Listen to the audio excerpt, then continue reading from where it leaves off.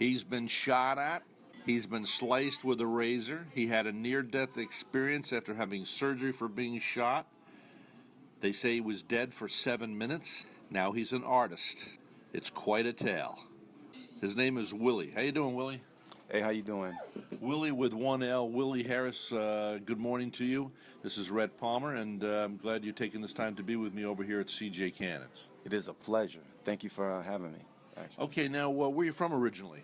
I'm originally from Miami, Florida. And I know you've had art shows, and your art is being appreciated by many people.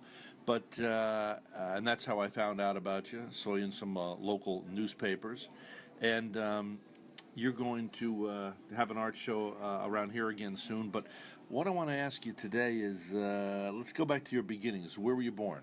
I was born in Miami, Florida. And your grandfather had a junk shop, kind of like Sanford and Son, right? Well, are you too young to remember Sanford and Son? I remember Sanford and Son, but to be honest, Sanford and Son were doing a lot better than my grandfather. Sometimes we start living a self-fulfilled prophecy. I actually believe that. A lot of times when you're a young kid and an adult with influence over you says certain things, you take it as fact. And I was illiterate. You know, I remember being in the first grade and being an illiterate kid. I couldn't read, I couldn't write, I didn't know my colors. It wasn't until, my mom eventually moved us to Ohio that I actually started a teacher. Her name was Mrs. Lusick. I actually took the time. I had a speech impediment. I spoke with a lisp. And, I remember when my grandfather, because he used to beat me a lot. I mean, he would grab me and by my underwear, lift me up in the air and throw me across the room into walls, as though I was a paper airplane. And this is when I was 3. And I remember, when I was a kid, I had a speech impediment. And whenever he would come around, if I was having fun with my brothers or other relatives, he would come around, all of a sudden I became clumsy. I became, a stutterer. I mean, it just seemed as though when he came around, this presence, I just couldn't do anything right. So that's the kind of effect that his presence had on me growing up. Wow. So what happened after that? I mean, did you two ever reconcile? No, we never reconciled.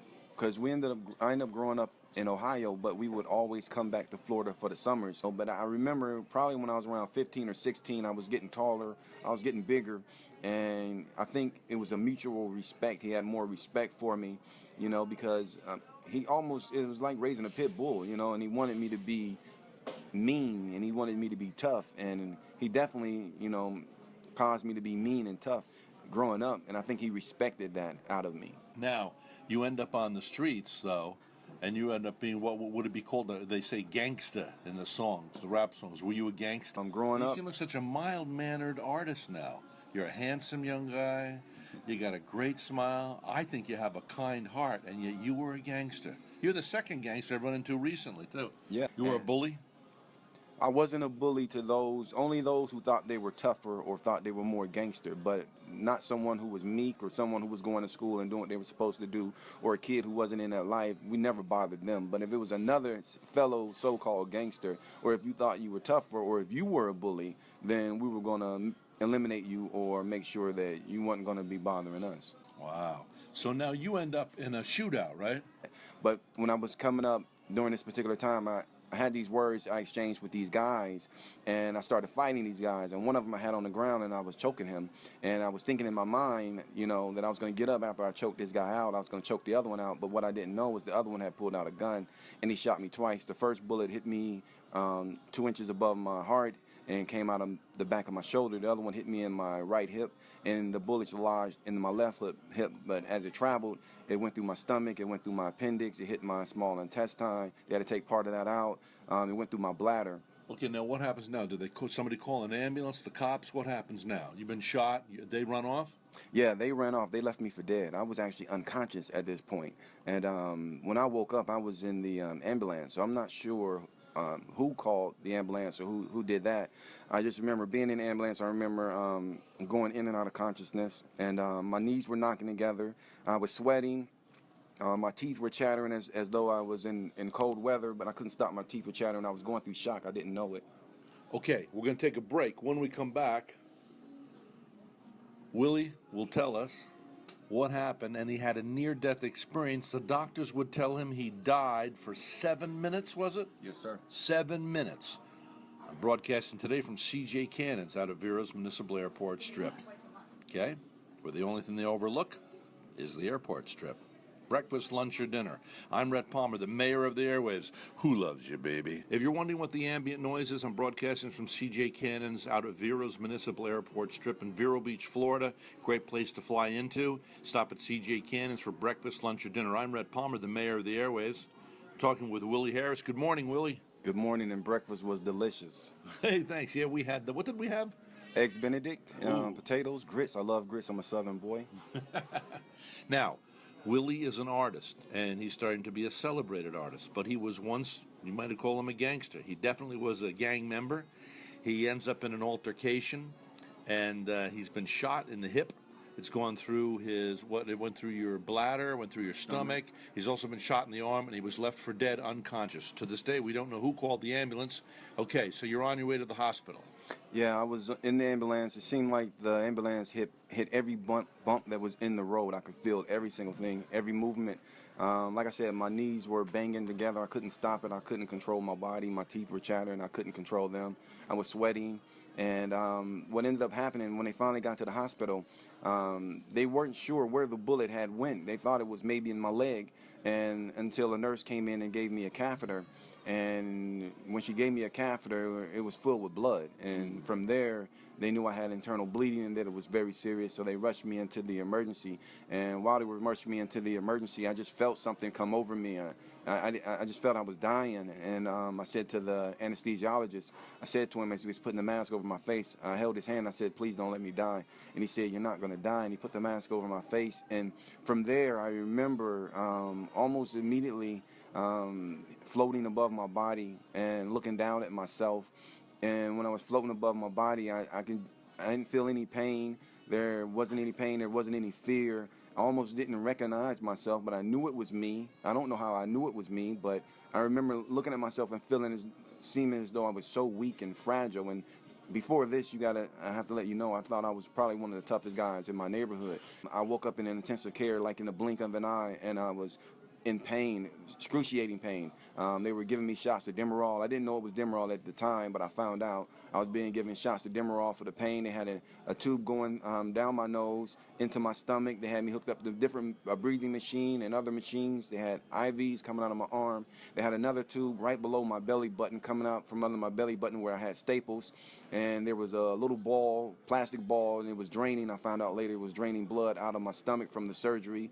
And, I was in bad shape. I was weak. I couldn't even ball my fist. And the surgeon was standing over me, and he was looking over me, and he was rubbing my arm in a very caring way. And I remember looking at him in his eyes, and he noticed that I had woke up, and he looked at me and said, you're a very lucky young man. You had died for 7 minutes. Died for 7 minutes? Yes. He said you had died for 7 minutes. In my mind, I thought it was only maybe a few seconds. Wow. So did this experience change your life? Oh, it changed my life profoundly. From there, I couldn't go back to looking at things and looking at life the way I had before. It was like night and day. It was like I had an epiphany.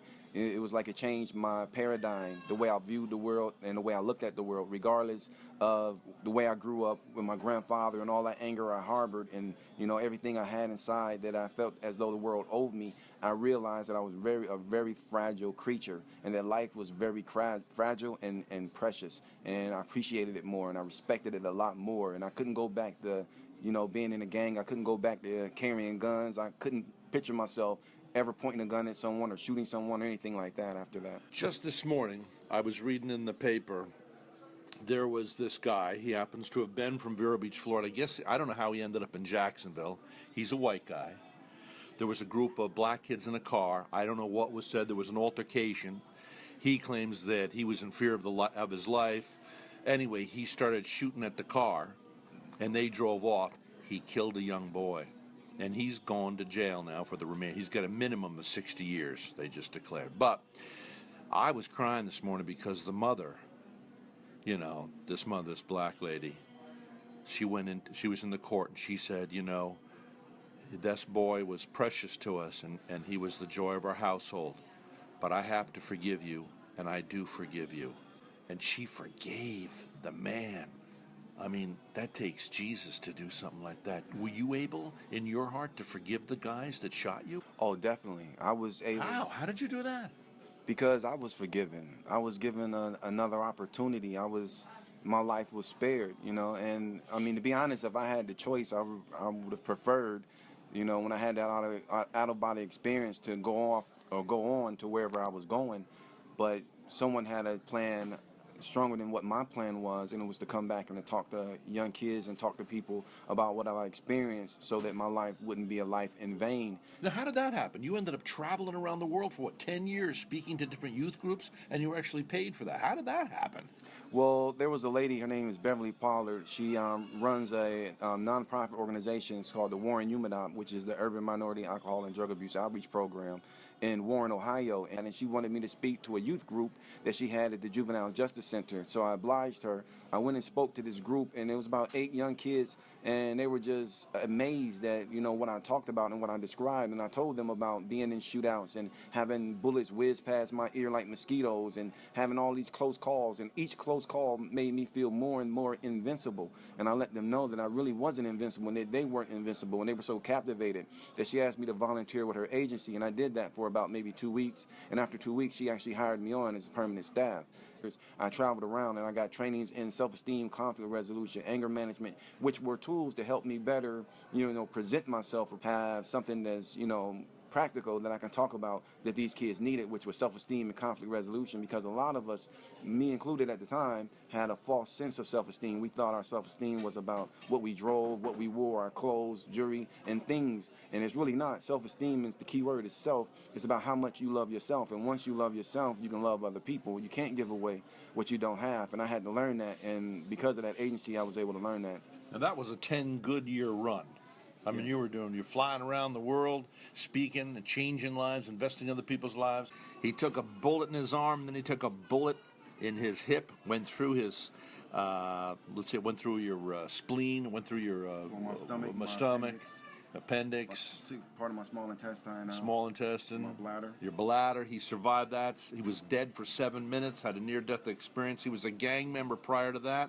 It changed his life. Then he's traveling around the country for 10 years, speaking at different groups and changing the lives of young people. And I don't take credit for any of the good things that ever happened in my life. You know, before that, before my near-death experience, I had been working and trying to control my life, and everything, and every decision I ever made, it was the wrong decision. Everything I tried to force happen always went wrong. So I never was good at controlling or directing my life. But after I had my near-death experience, once I turned those situations over to God and just got out of the way, God was able to make me look good.